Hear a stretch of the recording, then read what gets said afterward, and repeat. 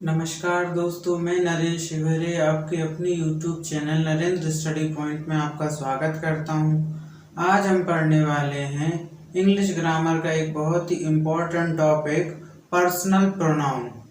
चलिए आइए इसके ऊपर डिस्कशन करते हैं। पर्सनल प्रोनाउन के अंतर्गत एक टेबल का बहुत इम्पोर्टेंस होता है। उस टेबल को हम बना लेते हैं। आपको ये टेबल दिख रही होगी।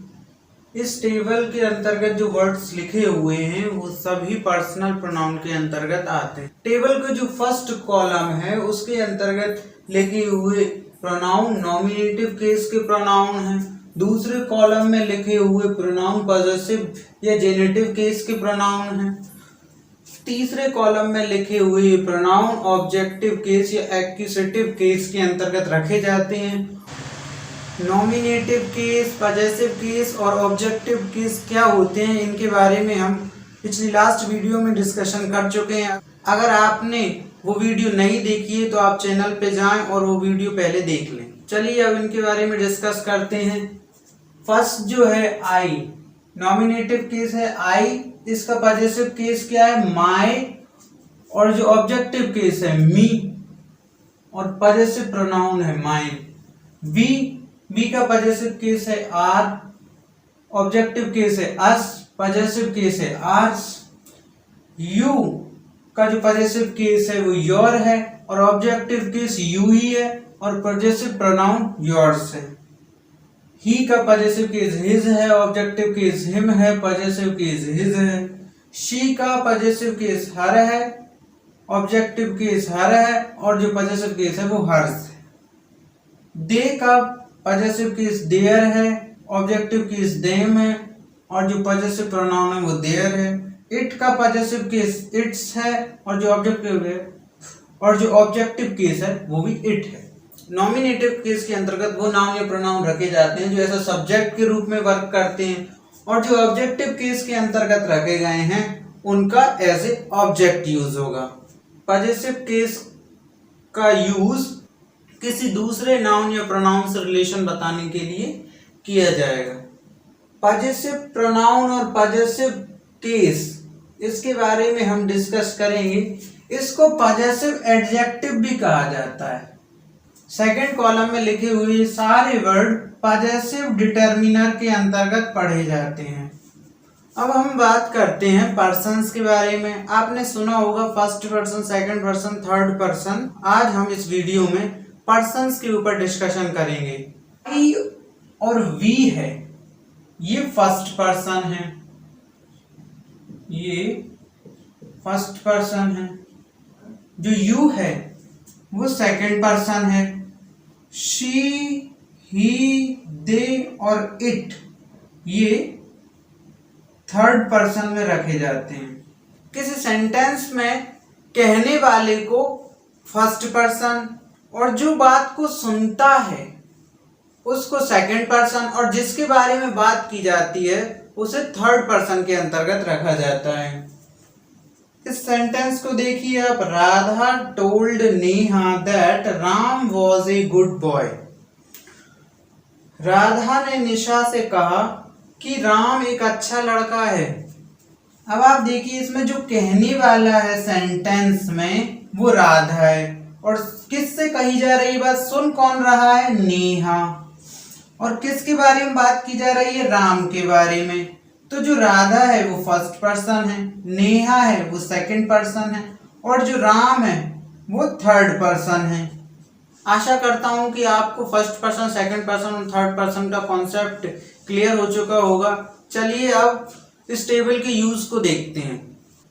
देखिए अब इन एग्जांपल के थ्रू प्रोनाउन के यूज को समझते हैं।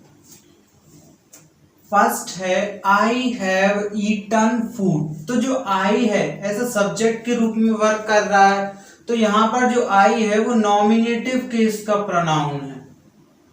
और दूसरे सेंटेंस में we had open the door, यहाँ पर जो वी है वो भी ऐसा सब्जेक्ट के रूप में वर्क कर रहा है। तो जो वी और आई है वो नॉमिनेटिव केस में है। Neha taught her, Sita helps you, इन दोनों सेंटेंसेस में जो हर और यू हैं वो ऐसा ऑब्जेक्ट के रूप में वर्क कर रहे हैं, इसलिए ये ऑब्जेक्टिव केस के अंतर्गत रखे जाएंगे। His mother is ill, your pen is lost, ये पॉजेसिव केस के प्रोनाउन हैं, इसलिए इनको पॉजेसिव केस के अंतर्गत रखा जाएगा, क्योंकि ये पॉजेसिव एडजेक्टिव के रूप में वर्क कर रहे हैं।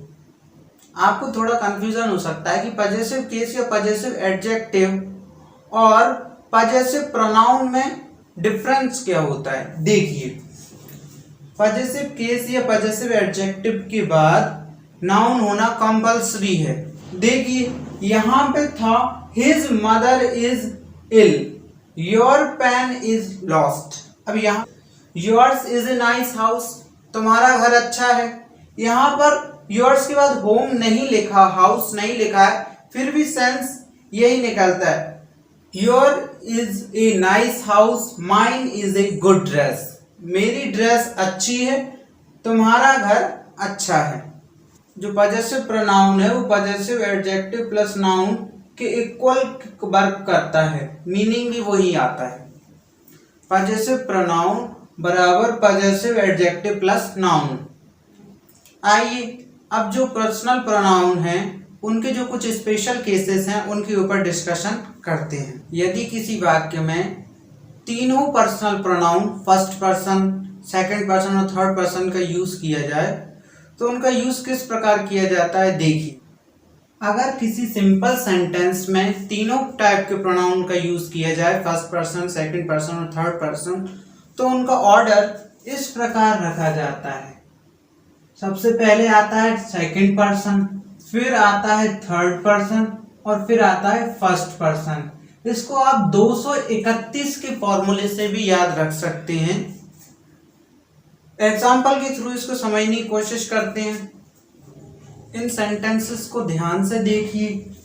You, she and I are reading, simple sentences हों उनमें यही ऑर्डर रखा जाता है। यू पर्सन का प्रोनाउन है, शी थर्ड पर्सन का प्रोनाउन और जो आई है वो फर्स्ट पर्सन का प्रोनाउन है। सेकंड एग्जांपल देखें। You, they and we were playing, इनमें से किन्हीं दो का भी इस्तेमाल किया जाए तो इसी ऑर्डर को ध्यान में रखा जाता है। देखिए, you and I are going, you second person का प्रोनाउन है और जो आई है फर्स्ट पर्सन का प्रोनाउन है। You and he have done this work. चलिए अब जो सेकंड रूल है उसके ऊपर डिस्कशन करते हैं।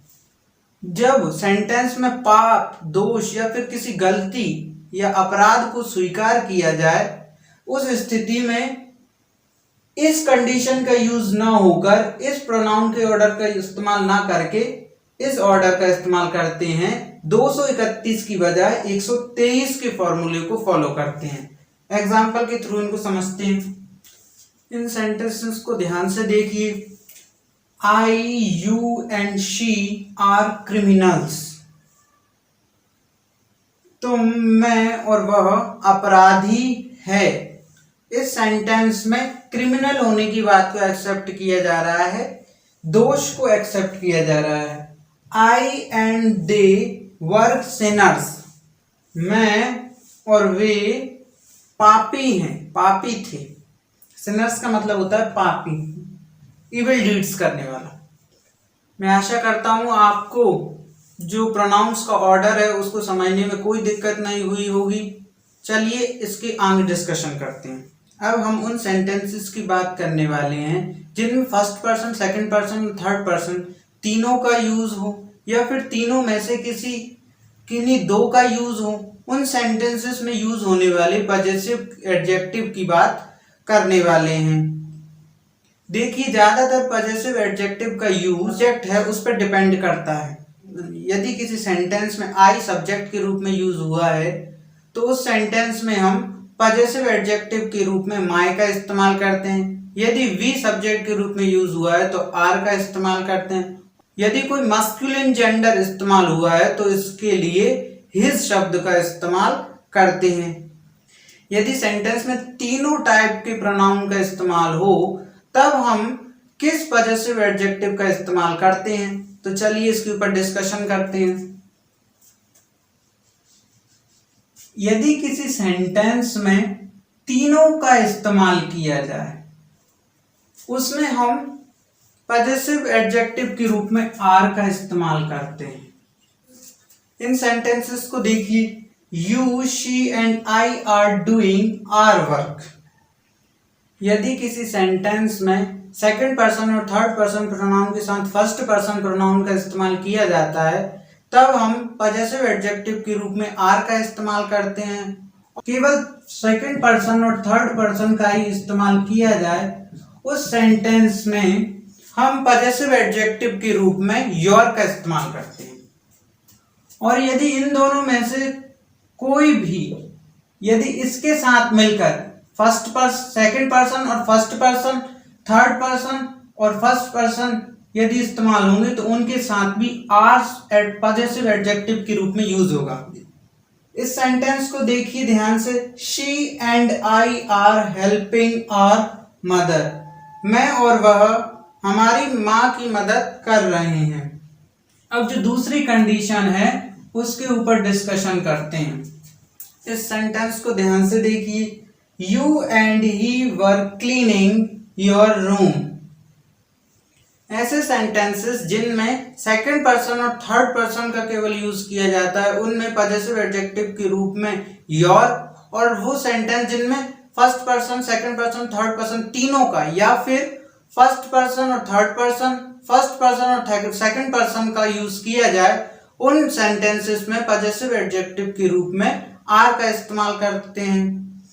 आई होप आपको ये वीडियो पसंद आई हो। ऐसे ही वीडियो लगातार पाते रहने के लिए हमारे चैनल नरेंद्र स्टडी पॉइंट को सब्सक्राइब कर दें और पास का बेल आइकन भी प्रेस कर दें